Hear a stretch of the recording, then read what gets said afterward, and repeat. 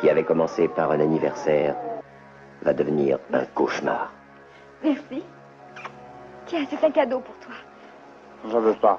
Mais si, prends-le. J'en veux pas. Je veux être ton ami. Je veux être ton ami. Je tirais. Qu'est-ce qu'il y a? Rien. Rien. Que se passe-t-il dans la dernière maison sur la gauche? Bonsoir mes petits cinéphiles de l'étrange, mes aventuriers du bis, mes explorateurs du trash. Ce soir, installez-vous confortablement avec une boisson bien fraîche ou un bon whisky frelaté façon western spaghetti, parce qu'on va plonger dans un film qui pue la sueur, la crasse et l'angoisse. Un film qui a traumatisé des générations de spectateurs et qui a lancé la carrière d'un certain Wes Craven. Et oui, avant Freddy, avant Scream, ce bon vieux Wes a commencé dans le fond du caniveau avec un long métrage qui ne fait pas dans la dentelle, La dernière maison sur la gauche. Et attention, ce film va vous remuer.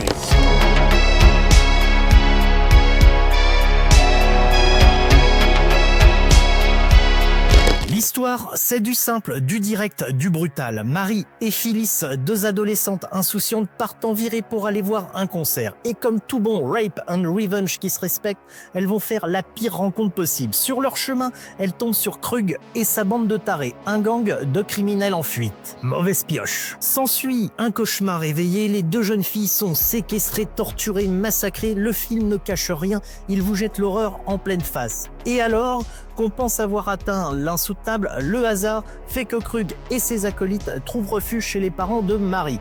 Mais manque de bol pour eux, papa et maman ont une autre idée en tête que de leur offrir un petit café et des biscuits. Nous ne voudrions pas vous déranger, monsieur. Mais non, je vous en prie, vous êtes chez vous ici. Et là, mes amis, la vengeance va être implacable. Et faites-moi confiance, ce n'est pas un film du dimanche soir en famille. Wes Craven voulait bousculer, provoquer, déranger, mission accomplie. Caméra tremblante, images sales, violence réaliste, on a parfois l'impression de regarder un documentaire sur l'horreur humaine. D'ailleurs, interdit un peu partout, il a été censuré, coupé, mutilé par les commissions de classification. Il a choqué les critiques, a été qualifié d'ignoble, d'insoutenable. Et pourtant, il est devenu culte.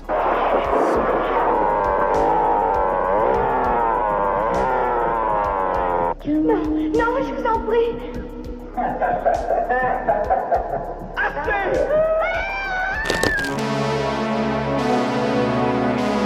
Alors là, accrochez-vous bien, vous savez qui a composé la musique du film? David Hess, l'acteur qui joue Krug. Ce gars, après avoir torturé des jeunes filles à l'écran, il se pose tranquillou avec sa guitare pour nous balancer des ballades folk. Oui oui, des petites chansons bucoliques en plein carnage. Mary calling, would you hurry up? Okay. Real sorry. And the road leads to nowhere. Un contraste tellement absurde que ça devient encore plus malaisant. Saviez-vous que Wes Craven était prof de philo avant de faire du cinéma? Et ouais, le gars a troqué Kant et Nietzsche contre des scènes de carnage et des tronçonneuses. Mais derrière la violence brute du film, il y a une vraie réflexion sur la société, la guerre, la vengeance et la nature humaine. Car à l'époque, on est en pleine guerre du Vietnam et les images horribles de massacres passent en boucle à la télévision. Craven s'en est inspiré pour faire un film où les monstres ne portent pas de masque, ce sont juste des humains. Et c'est ça le plus terrifiant.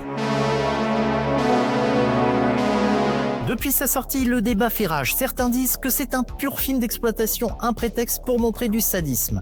D'autres y voient une critique radicale de la violence et de l'hypocrisie sociale. Une chose est sûre, on ne ressort pas indemne après avoir vu ce film. Si vous aimez les films qui sentent le soufre, La dernière maison sur la gauche est un must-see. C'est un film qui a ouvert la porte à une nouvelle vague de cinéma d'horreur brutal et sans concession. Et bien sûr, il a eu droit à un remake en 2009, plus lisse mais toujours violent. Alors mes amis du bis, qu'en pensez-vous? Un chef-d'œuvre subversif ou un film trop extrême? Dites-moi tout en commentaire. Et surtout, n'oubliez pas, c'est seulement un film. Seulement un film.